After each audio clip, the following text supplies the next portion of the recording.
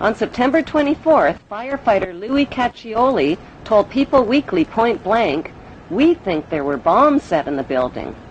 That claim was echoed by many witnesses and by firefighters who heard the explosions just before Tower 1, Tower 2, and Building 7 collapsed. The steel-supported twin towers were built to withstand the impact of a passenger jetliner, yet the official explanation for their collapse is that the burning jet fuel heated the steel support beams and caused them to buckle. Expert independent investigators insist that it's impossible for jet fuel burning in oxygen to melt steel, and that most of the jet fuel burned up outside the buildings in clearly visible fireballs.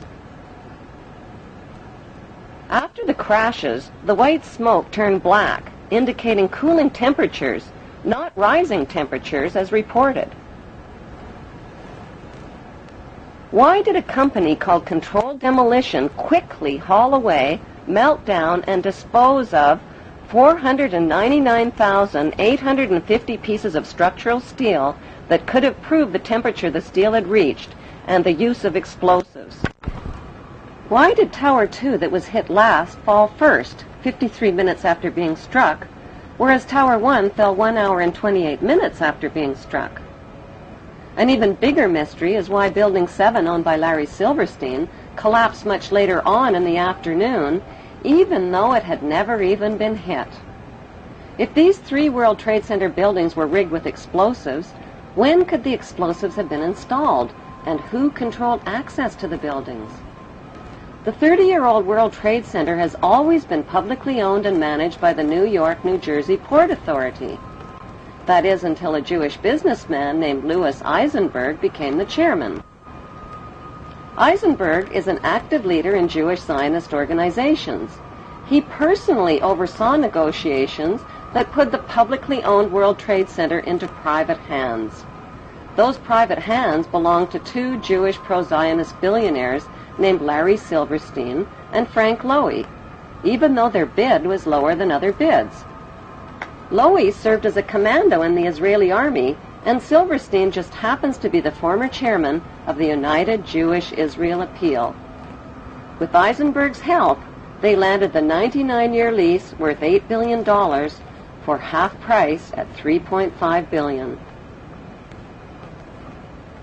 During the moving, renovations, and security changeovers, explosives could have easily been installed in the buildings without detection.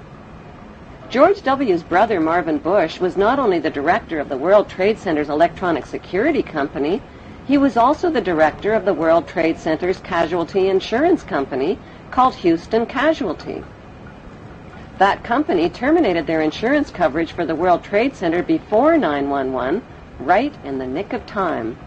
Another suspicious company occupied the 16th and 17th floors of the North Tower.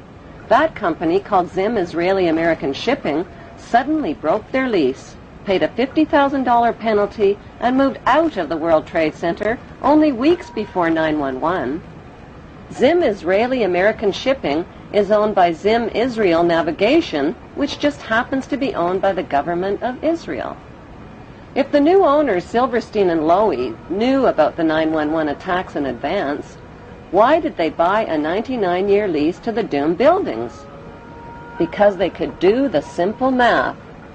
Silverstein bought the $3.5 billion World Trade Center with only a $15 million down payment, which amounts to 0.01% of the total. He took out maximum terrorist insurance coverage only 6 weeks before the attacks. The demolition of the World Trade Center buildings on 9/11 eliminated Silverstein's cost for an $800 million facelift to update the aging 30-year-old buildings.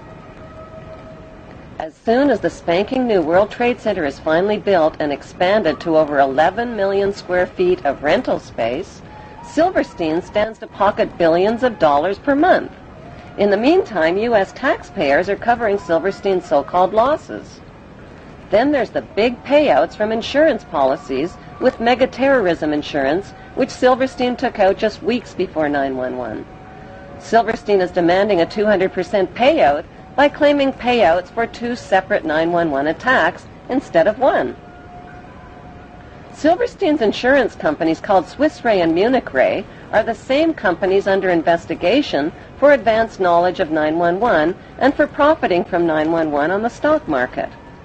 If Silverstein's insurance companies knew in advance about the attacks, why would they insure doomed buildings? Were these giant insurance companies handpicked to keep a lid on their insurance investigation findings and to ignore the evidence of 911 cover-ups? Silverstein has since bought out Frank Lowy, paid off investors and loan groups, put limits on victim compensation claims, and turned the publicly owned World Trade Center into the smelliest private real estate deal in American history. George W. Bush threw up permanent roadblocks to stop an independent investigation of the 911 events. When the 911 Senate Committee report was published, 27 pages that would have connected international banks to 911 were censored. On October 30th, 2003, a CBC television documentary investigated the 10-year friendship between the Bush family, the bin Laden family of Saudi Arabia, and the Saudi royal family. That friendship includes illegal presidential campaign contributions and partnerships in oil and weapons companies like the Carlyle Group. Since 9/11, 2,500 relatives of victims filed trillion-dollar lawsuits against 7 international banks, against the Saudi friends of the Bush family, and against the U.S. government for suppression of information. On 9/11, all U.S. flights were canceled, and desperate relatives of 9/11 victims were grounded. 48 hours later, September 13th, an update. Private flights were still prohibited. To take off required government approval at the highest level. That morning, Prince Bandar of Saudi Arabia visited the White House. And later that day, something unusual began to happen. Despite the blanket aviation ban, several private planes, from Learjets to a 747, were cleared to depart from various U.S. cities. On board were dozens of the Saudi elite, almost every one a bin Laden or a Saudi royal. Meanwhile, Elizabeth Alderman was desperate to find a way from Paris to New York, where her son Peter was missing. The bin Laden family, whoever was in the United States, got safe passage home, and I couldn't get home to be with my children.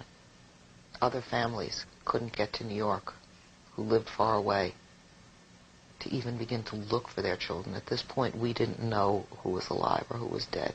I couldn't get home, and the bin Laden family were all able to get home. Since 15 of the 19 hijackers were accused of being Muslims from Saudi Arabia, why wasn't the fury of George W. Bush directed at Saudi Arabia instead of opium-rich Afghanistan and oil-rich Iraq? Before the first plane ever even hit the first tower on 9/11, a massive military buildup was organized near Afghanistan called Operation Swift Sword and Operation Bright Star. 23,000 British troops were sent to the Oman Gulf near Afghanistan, and 17,000 U.S. troops joined NATO troops in nearby Egypt. All of these forces were positioned for attacks on the Muslim countries of Afghanistan and Iraq before 9/11. The Patriot Act, which was designed to limit American citizens' democratic rights and freedoms, was also designed and written months before the first plane ever even hit the first tower. So who exactly are the producers of the 9/11 reality disaster movie that collected billions from insider stock market trades, $200 billion and counting from terrorized U.S. taxpayers, and gazillions of dollars from the conquest of Iraq's oil fields and Afghanistan's opium fields? Contrary to popular opinion, the producers of 9/11 are not practicing Jews. And contrary to popular opinion, the producers of 9/11 are not practicing Muslims.